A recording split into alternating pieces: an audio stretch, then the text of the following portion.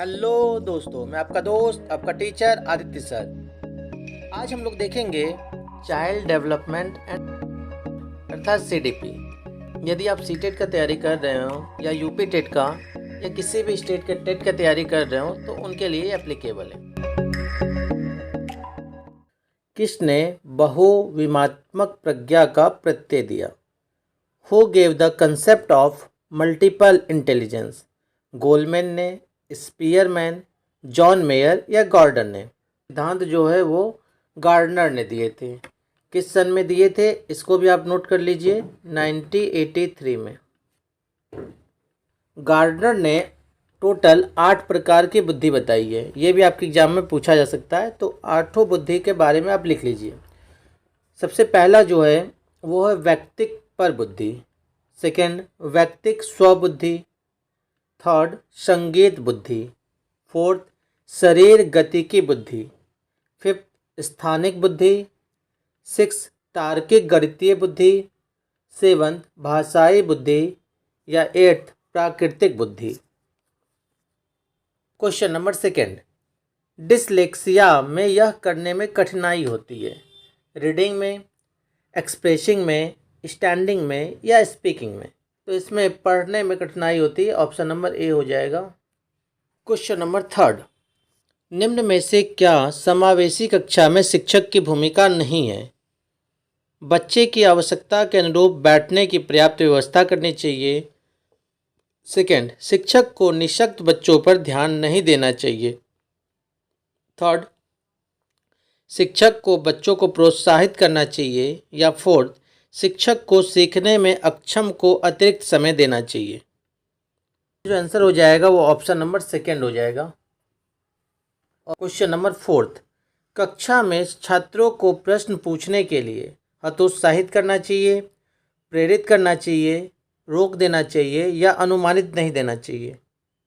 प्रेरित करना चाहिए, ऑप्शन नंबर बी हो जाएगा, जिससे कि वे शिक्षण अधिगम प्रक्रिया में सक्रिय सहभागिता करते हुए अधिगम अनुभव प्राप्त कर सके, साथ ही अपनी जिज्ञासा का समाधान भी कर सके। क्वेश्चन नंबर 5, बच्चे की वृद्धि मुख्यतः संबंधित होती है शारीरिक विकास से, सामाजिक विकास से, भावात्मक विकास से या नैतिक विकास से?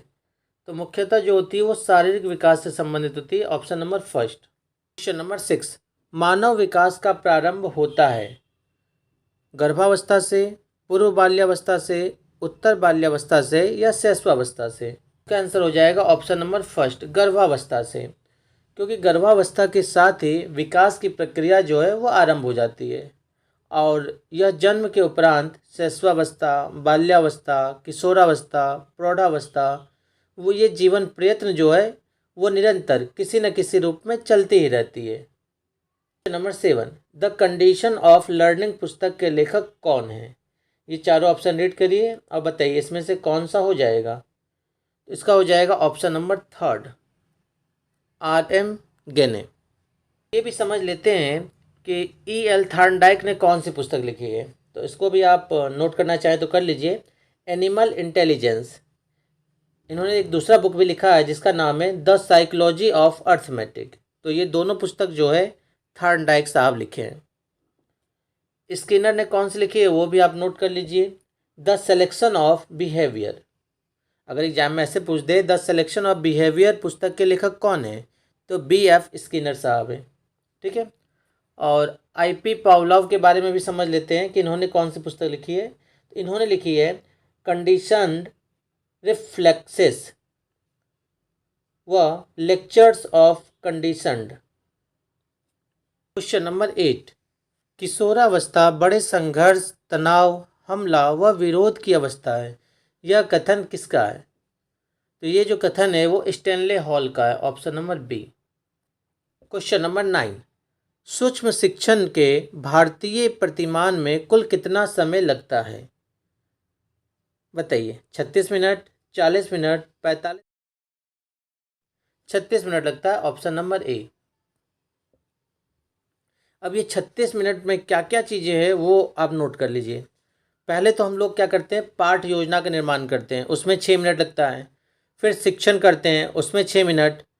प्रतिपुष्टि करते हैं उसमें 6 मिनट, पुनः पाठ योजना निर्माण उसमें 6 मिनट लगता है, पुनः शिक्षण इसमें 6 मिनट लगता है और पुनः प्रतिपुष्टि इसमें 6 मिनट। टोटल मिला के 6 स्टेज होते हैं और इन 6 को जो है वो सूक्ष्म शिक्षण चक्र कहते हैं।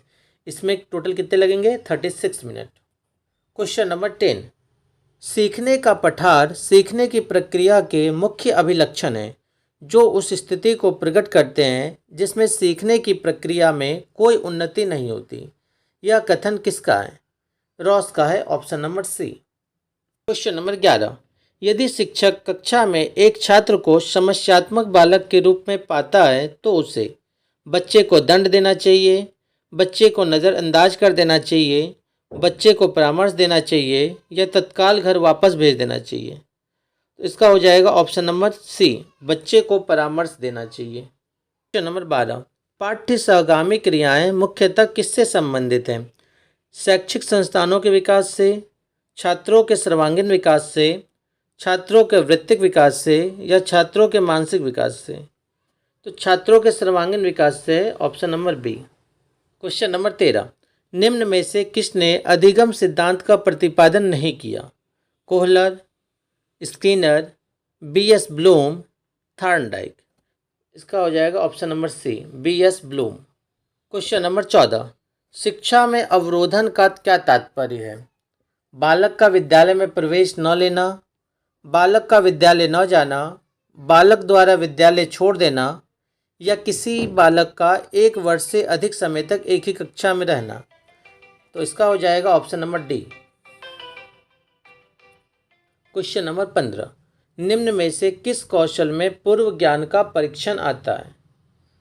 उद्दीपक परिवर्तन कौशल, प्रस्तावना कौशल, समापन कौशल या प्रदर्शन कौशल? तो प्रस्तावना कौशल होगा, ऑप्शन नंबर बी। प्रस्तावना कौशल के कई सारे घटक हैं जिसमें से एक घटक पूर्व ज्ञान से संबंध है। और भी कुछ हम बता रहे हैं, उसको आप नोट कर लीजिए। आदंत ज्ञान से तुलना, ये भी इसका है घटक है। प्रेरणा हेतु उपयुक्त युक्ति व शैक्षिक साधनों का चयन, प्रश्नों में तारतम्यता और उद्दीपन प्रभाव, ये पांचों के पांचों जो हैं वो प्रस्तावना कौशल के घटक में आते हैं। क्वेश्चन नंबर 16, विकास कभी न समाप्त होने वाली प्रक्रिया है। यह कथन विकास के किस सिद्धांत से संबंधित है? चारों ऑप्शन रीड करिए और इन चारों में बताइए कि कौन सा है। सबसे पहले तो ये चारों सिद्धांत क्या कहता है वो हम लोग समझते हैं, फिर आपको खुद ही पता चल जाएगा।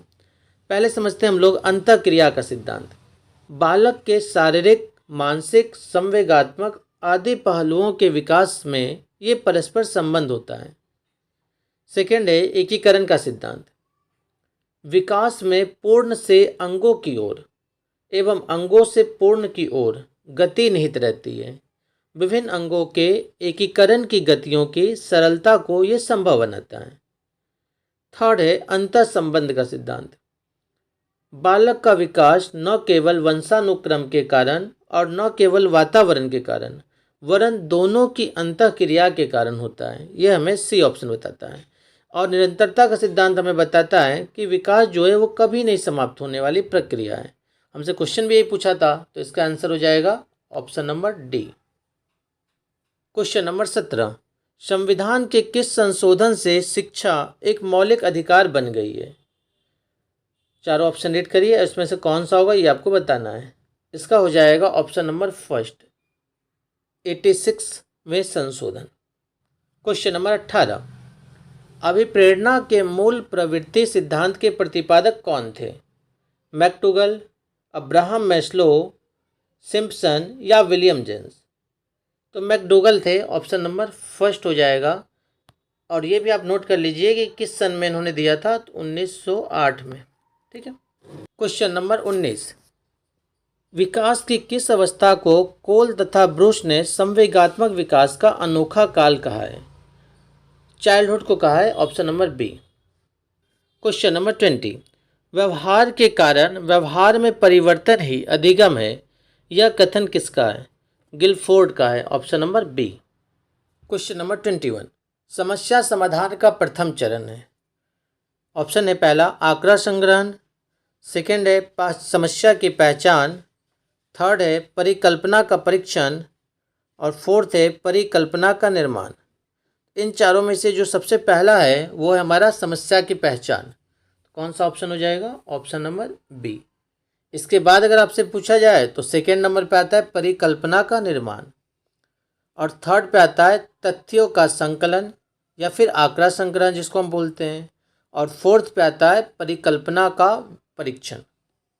क्वेश्चन नंबर 22, बालकों का अधिगम सर्वाधिक प्रभावशाली होगा जब पढ़ने लिखने एवं गणितीय कुशलताओं पर ही बल होगा। बालकों का संज्ञानात्मक, भावात्मक तथा मनोचालक पक्षों का विकास होगा। शिक्षण व्यवस्था एकाधिकारवादी होगी या शिक्षण अधिगम प्रक्रिया में आगे होकर बालकों को निष्क्रिय रखेगा। इसका आंसर हो जाएगा हमारा ऑप्शन नंबर सेकेंड पे टिक कर लीजिए। क्वेश्चन नंबर 23, स्मृति स्तर एवं बोध स्तर के शिक्षण प्रतिमान की संरचना में कौन सा उभयनिष्ठ है? फर्स्ट ऑप्शन सामान्यीकरण, सेकेंड अन्वेषण, थर्ड प्रस्तुतिकरण, फोर्थ तैयारी। बताइए इसमें से कौन सा होगा? ऑप्शन नंबर सी प्रेजेंटेशन, प्रस्तुतिकरण। इस क्वेश्चन को थोड़ा सा और समझते हैं हम लोग। एक तो इसमें पूछा गया है हमारा कि स्मृति स्तर और सेकेंड पूछा गया है बोध स्तर। तो ये पहले समझिए कि स्मृति स्तर के जो सोपान होते हैं उसको 5 भागों में बांटा गया है। सबसे पहला है, नोट करिएगा, पहला है प्रस्तावना, सेकेंड है प्रस्तुतिकरण, थर्ड है स्पष्टीकरण तथा तुलना, फोर्थ सामान्यीकरण और फिफ्थ प्रयोग। ये तो हो गया स्मृति स्तर के सोपान। अब समझते हैं बौद्ध स्तर के सोपान। तो बौद्ध स्तर के सोपान में जो पहला है वो है अन्वेषण, सेकेंड प्रस्तुतिकरण, थर्ड आत्मीकरण, फोर्थ व्यवस्था, फिफ्थ है वर्णन। हमसे क्वेश्चन में ये पूछा गया है कि दोनों में कॉमन कौन सा है सोपान है? तो जो प्रेजेंटेशन है, प्रस्तुतिकरण, ये दोनों में आते हैं, तो इसीलिए इसका आंसर हुआ है option number C. Question number 24, निम्न में किस सिद्धांत को पुनर्बलन का सिद्धांत भी कहते हैं? 4 ऑप्शन रीड करिए और इन चारों में से बताइए कि कौन सा आंसर होगा। क्रिया प्रसूत अनुबंध सिद्धांत जो है वो आंसर हो जाएगा हमारा option number D. Question number 25, निम्न में से कौन सी अवस्था ब्रूनर के संज्ञानात्मक विकास सिद्धांत का अंग नहीं है? पहले तो ये समझिए कि ब्रूनर ने संज्ञानात्मक विकास की 3 अवस्थाएं बताई हैं। वो 3 कौन सी हैं? अगर ये पता चल जाएगा तो आपका आंसर हो जाएगा। पहला है क्रियात्मक अवस्था, सेकेंड प्रतिबिंबात्मक अवस्था, थर्ड संकेतात्मक अवस्था। तो ये 3 तो है, तो जो बचेगा वो आंसर हो जाएगा, पहला वाला हो जाएगा इसका आंसर। क्वेश्चन नंबर 26, निम्न में से कौन सा संज्ञानात्मक क्षेत्र से संबंधित नहीं है? थोड़ा सा इस क्वेश्चन के बारे में समझते हैं। B.S. ब्लूम तथा उनके सहयोगी ने अपनी पुस्तक taxonomy of educational objective handbook 1956 में इन्होंने लिखा था कि संज्ञानात्मक क्षेत्र में वे उद्देश्य होते हैं जो ज्ञान के पुनः स्मरण या पहचान तथा बौद्धिक योग्यताओं व कौशल के विकास से संबंधित होते हैं। और ब्लूम ने संज्ञानात्मक क्षेत्र के उद्देश्यों को 6 भागों में बांटा है, जिसमें पहला है ज्ञान, सेकेंड बोध, थर्ड अनुप्रयोग, फोर्थ विश्लेषण, फिफ्थ संश्लेषण और 6 पे मूल्यांकन। तो इन चारों में से बताइए कौन सा जो है वो उद्देश्य नहीं है, ये पूछा गया हमसे। तो इसमें हो जाएगा पहला, क्योंकि अनुमूल्यन जो है वो उद्देश्य नहीं है। आज का लास्ट क्वेश्चन, क्वेश्चन नंबर 27, निम्न में से कौन सा अधिगम का वक्र नहीं है? नतोदर, मिश्रित, लंबवत या उन्तोदर? इसका आंसर क्या होगा? इसका जवाब आप हमें कमेंट बॉक्स में देंगे। आज की क्लास हम लोग यहीं समाप्त करते हैं। नेक्स्ट क्वेश्चन अब हम लोग नेक्स्ट क्लास में देखेंगे। धन्यवाद।